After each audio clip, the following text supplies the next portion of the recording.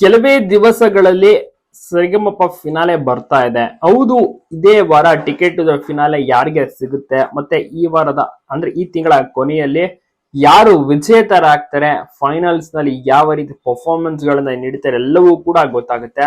ಬಾಳು ಬೆಳಗುಂದಿ, ದ್ಯಾಮೇಶ ಇಬ್ಬರನ್ನು ತುಂಬಾ ಜನ ಇಷ್ಟಪಡ್ತಾರೆ, ಮೆಚ್ಚಿಕೊಂಡಿದ್ದಾರೆ. ಉತ್ತರ ಕರ್ನಾಟಕದ ಜನಪದ ಕಿಂಗ್ ಅಂತಾನೆ ಫೇಮಸ್ ಆಗಿರುವಂತಹ ಬಾಳು ಬೆಳಗುಂದಿಗೆ ಎಲ್ಲಾ ಕಡೆಯಿಂದ ಫ್ಯಾನ್ಸ್ ಗಳಿದ್ದಾರೆ. ನೋಡ್ಬೇಕು ನಿಜಕ್ಕೂ ಕೂಡ ಬಾಳು ಬೆಳಗುಂದಿ ಗೆಲ್ತಾರ, ಯಾವ ರೀತಿ ಫೈನಲ್ಸ್ ನಲ್ಲಿ ಪರ್ಫಾರ್ಮೆನ್ಸ್ ಅನ್ನ ನೀಡ್ತಾರೆ.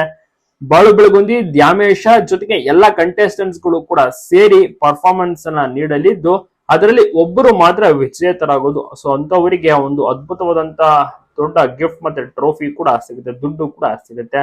ಸೊ ಅದನ್ನ ತಿಳ್ಕೊಳ್ಳೋಕೆ ಜನರು ವೆಯ್ಟ್ ಮಾಡ್ತಾ ಇದ್ದಾರೆ. ಬಾಳು ಬೆಳಗುಂದಿ ಬಹಳಷ್ಟು ಎಕ್ಸೈಟೆಡ್ ಆಗಿದ್ದಾರೆ, ಕಂಪ್ಲೀಟ್ ಆಗಿ ತಯಾರಿ ಆಗಿದ್ದಾರೆ. ದ್ಯಾಮೇಶ ಬಾಳುಗುಂದಿ ಇಬ್ಬರಲ್ಲಿ ಯಾರು ಗೆಲ್ಬೇಕು, ನಿಮ್ಮ ಒಂದು ಅನಿಸಿಕೆ ಅಭಿಪ್ರಾಯವನ್ನ ತಪ್ಪದೆ ಕಮೆಂಟ್ ಮಾಡಿ. ಎಲ್ಲರೂ ಕೂಡ ಚೆನ್ನಾಗಿ ಆಡ್ತಿದ್ದಾರೆ, ಬಟ್ ಅಲ್ಲಿ ಒಬ್ಬರಿಗೆ ಮಾತ್ರ ಅವಕಾಶ ಇರುವಂತದ್ದು.